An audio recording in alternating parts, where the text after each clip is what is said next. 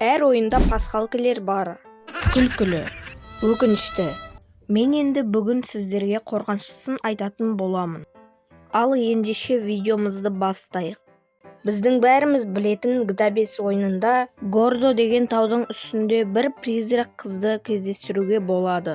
Ол елес қыз ойын ішіндегі түнгі 11:30-да келіп 12-де кетеді. Ол тауды осы жерден табуға болады. Осы туралы бір факт. Бұл әйелді өз күйеуі таудан итеріп жіберген. Ол туралы GTA 5-тің өзінде де айтылған. Бұл әйелдің аты Джолин Кренли Эванс. Күйеуінің аты болса Джок Кренли. Итеріп жіберген себебі әйелі оның арманын қолдамаған. Hello Neighbor ойынында 10 минут бір орында қозғалмай тұрсаңыз, осындай жасыл куб шығады. Жасыл кубтың ішіне кіріп мынандай команда жазамыз. Осыдан кейін бәрі глючить етіп бастайды. Сосед қуады. Бірнеше уақыттан кейін бізбен сосед сөйлеседі. Сөйлесіп жатқанымызда басқа жаққа рақтырып тастайды. Осы жерден ойын қорқыныштылау болып бастайды. Бұл пасхалканы жалғастыру үшін біз артымыздағы үйге кіреміз. Кірген соң столдағы фонарикті алып, кухнядағы рычагты передернуть етеміз. Екінші этажға көтеріліп, зонтикті аламыз. Жасыл кубтың ішіне кіріп, мынандай команда жазамыз. Жазғанымыздан кейін привет соседтің қолы қайрылып глючить етіп бастайды. Қайттан шыққанымызда оң жағымызға қарай кетеміз.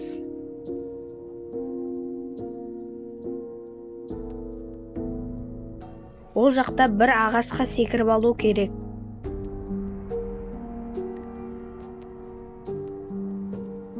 Ол жақта да бір куб бар. Ол кубқа болса былай жазамыз. Ол команданы жазғаннан кейін сәлем көршінің аяғы созыла бастады. Даже бірнеше секундқа мынандай монстрға айналып кетті. Тағы да шыққанымызда біз енді сәлем көршінің сол жағына қарай барамыз.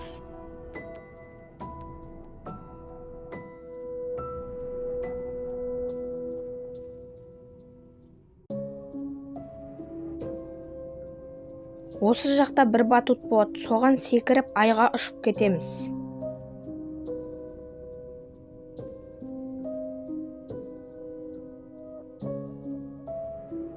Айға жетуіміз үшін біздің қолымызда зонтик болу керек. Уже ұшып жеткенімізде үстінде жасыл куб болады. Бұл кубтың жазатын командасы міне. Бұны жазғаннан кейін сәлем көршінің денесі іші қайрыла бастайды. Бұл жерде денесін көтере алмай тұрғаны көрініп тұр. Жалко болып қалды ғой. Бірақ бұл жай пасхалка ретінде істелінген нәрсе. Йо-майо, арқасы қайрылып кетіпті мына жерде. Осыдан кейін мына видеода көрсетіліп тұрған жерге барамыз.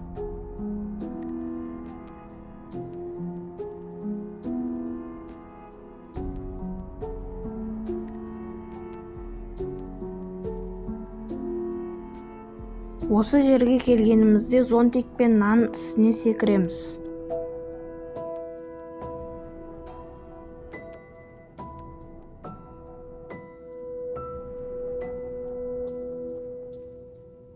Тостердің ішіне секіріп, бумбакс-букс деп секіріп кетеміз. Айтпақшы, бұл предпоследний куб. Осыдан кейін тағы да бір куб болады. Сосед жоқ болып кетеді.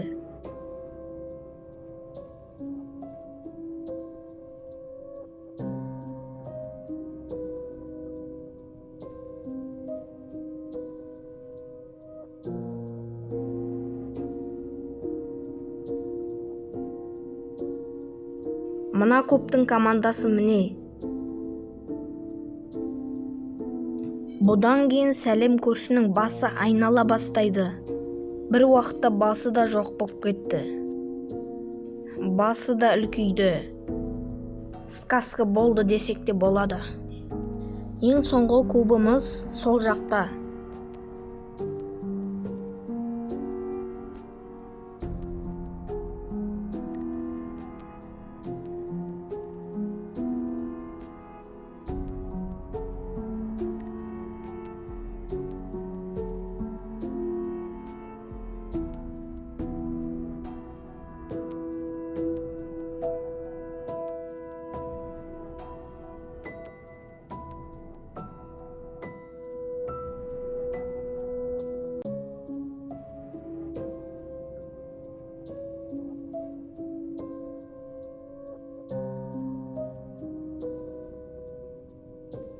Бұның командасы мынандай.